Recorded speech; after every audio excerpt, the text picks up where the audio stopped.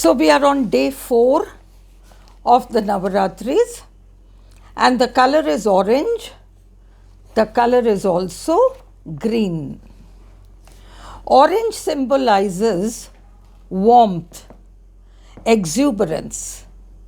Green symbolizes abundance, safety, and growth. So basically, worshipping the mother goddess wearing any of these colors, let's say, is considered auspicious. It's not that if we don't wear these colors, it's not auspicious, but yes, just to bring ourselves into that emotional state where we are able to feel that reverence and that devotion. So we, clothe ourselves in one of these colors to worship the goddess. The goddess for today, the 4th day, is Kushmanda. She symbolizes love, compassion, and emotional connection. She is symbolic of the energy that nourishes and nurtures. This is important. Nourishes and nurtures. Goddess Kushmanda represents the cosmic energy which nurtures all life. The deeper significance of day 4 of the Navaratri is the ability to tap deeper into our hearts and let compassion, love, and forgiveness flow. The switch word for day 4 is love. The switch number sequences for day 4 are 444, 999. These are the numbers for forgiveness and healing. The chakra associated with the 4th day of Navaratri is the heart chakra. See, the way we began, the root chakra, so desires are born, all these things. And then we go a little higher, the sacral chakra, and lots of memories and other things are stored. We go a little higher, we touch the solar plexus chakra. And yesterday we saw, these things are so symbolic in our culture. Suryavanshi, Sri Rama. Okay, that is that energy, that power, the personal power, leadership, and things like that. And the 4th chakra is what could be likened to a lunar chakra because it has everything to do with emotions. And at least in astrology, the emotional mind is represented by the planet Moon. She's a very delicate planet. There are 2 luminaries that we have, the Sun and the Moon. So the Moon, this is, let's call it the lunar chakra. And so the chakra associated with the 4th day of the Navaratri is the heart chakra, also called the Anahata chakra. It is the region of the heart. And as I told you, the 2 luminaries, they are represented by the solar plexus chakra and the heart chakra, which we could call the lunar chakra as well. The seed mantra for the heart chakra is Yam. Yam. The heart chakra is our feeling center. Okay, this sternum region, it's the feeling center. It is the seat of our emotions. And as we saw, that cosmic energy. So now the deity associated with the heart chakra is You can very well guess, Lord Krishna. Lord Krishna is the primary deity governing the heart chakra, and Lord Krishna was a Chandravanshi. Just as Lord Rama was a Suryavanshi, Lord Krishna is a Chandravanshi in the sense that he belonged to he was a Yaduvanshi, and the Yaduvanshis are descendants of the Chandravanshis. They belong to that lineage. So the Yaduvanshi lineage was of Chandravanshi origin. He is the embodiment of divine love and harmony.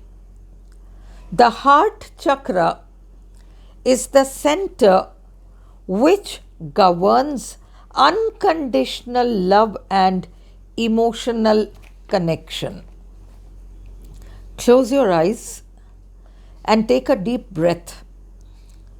Place your right hand on the heart area and place your left hand a little above the navel, the solar plexus area. Now visualize a bright, glowing green light in the heart area.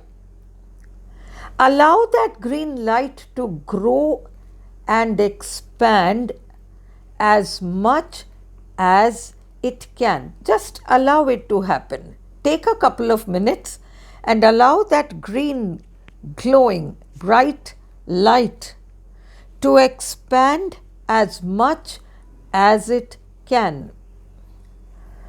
Think of one difficult person. Now, please understand, we are allowing this green energy, this green light to expand as much as it can. It may appear to you that we are doing it for somebody else.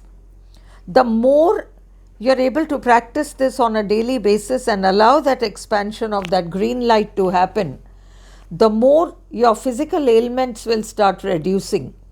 Any symptoms that you might be carrying about which you don't even have any idea, they'll start reducing, because it is unconditional love which we are asking to be generated in our hearts. It will flow to others later on. There are no others. It's first going to flow towards ourselves. So please do not be stingy at all in allowing this green glowing light to expand as much as it can. Think of one difficult person you're just not able to forgive. Maybe it's your partner or ex-partner. Maybe it's a parent or an in-law. Maybe it's a boss or a colleague. It could be a friend or a relative who has broken your trust. It could be anyone. Within this region of your heart resides a vast reservoir of love which never gets reduced. The more you give it, the more it flows. Forgiveness and compassion. What do we mean by love? Love is when you come to that place that you understand nobody should be excluded. Never mind how a human being is, what he is able to do, not able to do, what he has done, what she has done, what they have done.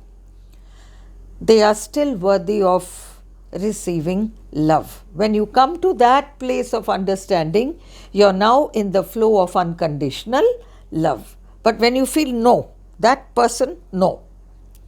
You think you're doing it for the other person, but you are just constricting yourself, creating disease within and creating all sorts of imbalances which will show up when you are in your 50s and late 40s and wherever, and then doctors will give it a name of some kind. They'll diagnose you, give you a name of some kind, and there you'll be on medication for the rest of your life. You don't want that to happen. You've got the best medicine inside you. You've got the best of healing energies inside you. Just allow that feeling to grow as much as it can, and at some deeper level convince yourself that every human being, no matter how he or she has behaved or how he or she is behaving, is worthy of love. There's something happening within them which doesn't allow them to do their, they are doing their best from their perspective, but they are not able to give us what we think we need to receive from them. But still they are doing their best and they are worthy of love. Convince yourself of that. Think of the person and feel the feelings that come up. It doesn't matter how negative the feelings are. Generate the more, the more that anger and this one, and I wish that one could be punished, and I wish that one would get a transfer and go away from here, and I wish that one would, something else would happen to that person. All that is there. All that is there. That is like fire. All those negative feelings are like fire. You've got to generate within yourself, in your heart, the love which will be like water to the fire. If there is only so much of fire, a bucket full of water will do. If you've got a big fire going, a bucket full of water will not do. You have to be able to discern how much of that compassion you have to allow to flow. And you will not be able to do it for this difficult person right away. But there will be smaller, lesser people in your life who are not so difficult. Practice on them. It's only about generating that emotion. And when that emotion gets generated and it becomes a habit inside you, one day you'll come to that place very, very soon when you have enough water to put out the fire that you feel towards this one negative person. So, gently repeat after me. My heart is a powerful source of healing. I forgive and release all hurts and pain from my heart. I am in harmony with everyone and everything around me. I radiate compassion and forgiveness. Now again visualize your heart chakra, see that green light, and repeat the Ho'oponopono statements. We are going to cap it with the number sequence and the seed mantra. So now you are having a dialogue with your inner self, the mother goddess, and the heart chakra. Say 444999, I'm sorry for any hurt or pain that I may have caused by word or deed. Yum. 444999, please forgive me for any suffering caused intentionally or unintentionally. Yum. 444999, I love you, my heart, for being a vessel of compassion. Yum. 444999, thank you for your endless capacity to understand and forgive. Yum. How do we forgive somebody? Suppose we had to begin today's day. The work that we do on day 4 is around forgiveness, love, compassion. So how do we forgive? Think of it this way. You're standing in the middle of a crowded market, bazaar, and somebody comes along and steps on your foot with a heavy pair of boots. Immediately you experience terrible pain. And you're very angry with this person for stepping on your foot with those, heavy pair of boots. But that person has done it accidentally. The person has done it accidentally, and that person is either apologetic about it, and even if he's not apologetic about it, even if he gets angry with you because you got angry with him or her, somehow, because you realize that the person has not done it deliberately, it's an accident. So, what happens is when that physical pain of those, big pair of boots on your foot, when that physical pain subsides, and that pain will subside, it's physical pain, it will subside. Once that physical pain subsides, you've forgotten about it, and that pain will not come back again. That person stepped on your toes, and the pain will not come back because you recognize that it was done accidentally. Doesn't matter, he got angry with me, irritated when I shouted, that's all right, but he did it accidentally, it was not deliberate. So now, after a period of time, when the pain subsides, that pain will never come back. But now what? Let's look at another thing.